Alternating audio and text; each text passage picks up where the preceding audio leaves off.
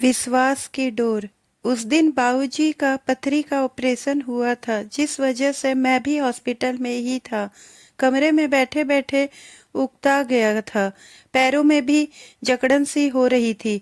बाबूजी के साथ मेरी पत्नी थी, तो मैं हॉस्पिटल कॉरिडोर में ही टहलने लगा। दुख और चिंता से भरे अनेकों चेहरे अपनी अपनी कहानियों के साथ सफेद कोट वालों के पीछे पीछे कुछ अच्छा सुनने की उम्मीद से घूम रहे थे।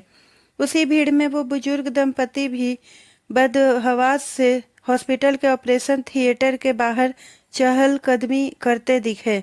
उनकी चिंतित नज़र बार बार ऑपरेशन थिएटर की रेड लाइट पर टिक जाती। थोड़ा सुस्ताते के लिए मैं भी वहीं बेंच पर बैठ गया। उन्हें परेशान देखा।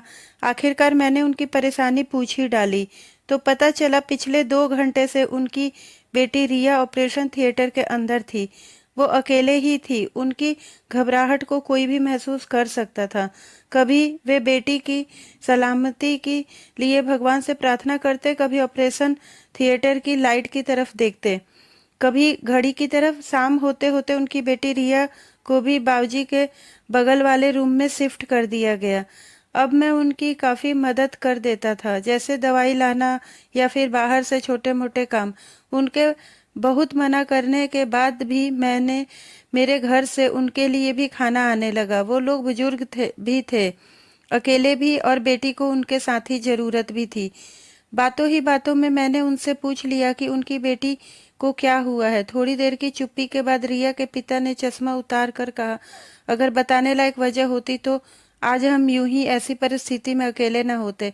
बेटा तो अमेरिका में है, परंतु यहाँ भी काफ़ी रिश्तेदार हैं, लेकिन हमारी बेटी एक भूल की वजह से हमारे मुंह सिल गए हैं। तुमने बेटे से भी बढ़ कर मदद की है हमारी। अपना दर्द तुमसे साझा अवश्य करूंगा। नीलम मुंबई में एक बहुत अच्छी कंपनी में जॉब करती है।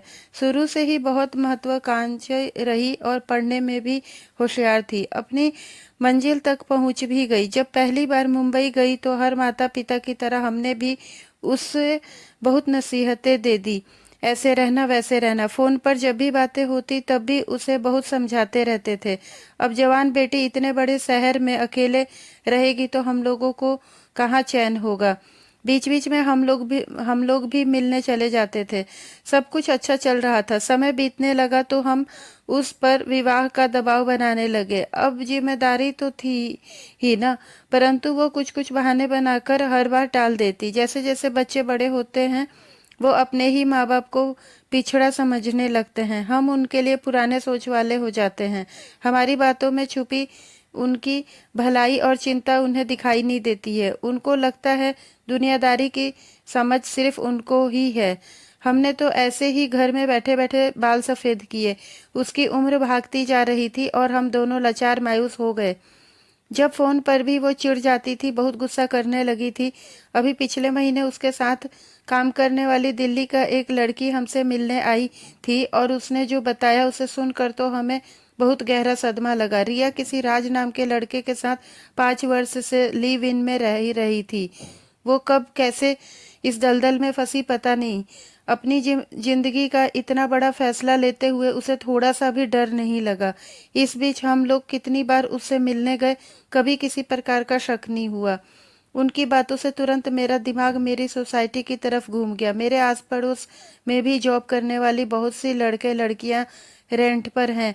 एक कपल तो मेरे पड़ोस में ही है, और जब उनके घर किसी एक पेरेंट्स आते हैं तो दूसरा पार्टनर कुछ दिनों के लिए अपने दोस्त या सहेली के साथ शिफ्ट हो जाता है।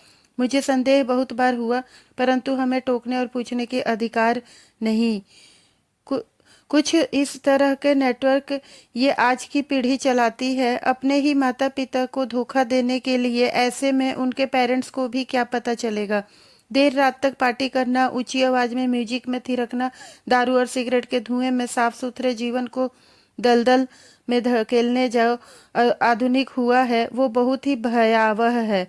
शुरू शुरू में इसका नशा चढ़ता कर बोलता होगा, परंतु उतरने के बाद जीवन सोने से ज्यादा कुछ नहीं। रिया के पिता आगे बताने लगे, हम दोनों उसे तुरंत मिलने गए। इच्छा तो नहीं थी उसकी शक्ल देखने की, परंतु माँ बाप को दिल ऐसे औलाद क्या समझेगी। हमने सोचा था राज से विवाह की बात करेंगे ताकि समाज में हमारी इज्जत की जो बखिया उधेड़ रही थी बेटी, उनके विवाह से उस पर पाबंद लगाकर रफू किया जा सके। उसे देखकर कुछ नहीं बोला गया। उसकी हालत बहुत खराब थी। राज बाद में उससे बहुत मारपीट करने लग गया था। रिया उससे शादी करना चाह रही थी परंतु उसने मना कर दिया था। इतना ही नहीं, राज उसे और मुंबई छोड़कर जा चुका था। जोश जोश में शुरू हुए इस रिश्ते के अंत में हाथ लगा घोर डिप्रेशन, धोखा और शर्मिंदगी। हम उसे अपने साथ दिल्ली ले आए। वो खामोश हो गई, रात भर रोती रहती, नींद के लिए नींद की गोलियां लेने लगी और उस दिन उसने ओवरडोज ले ली। समय रहते हम जैसे तैसे हॉस्पिटल में आए। यहाँ इलाज के दौरान पता चला कि लगभग 4 महीने की प्रेग्नेंट थी। ये भी हमें नहीं पता था। इन सब से वो अनजानमा बच्चा जीवित नहीं रहा। उसी के लिए ऑपरेशन हुआ था और इन्हीं सब जिम्मेदारी को देखकर राज मुंह फेर कर भाग गया। रिया शरीर से तो जल्दी ठीक हो जाएगी परंतु मस्तिष्क से बहुत समय लगेगा उसे उभरने में।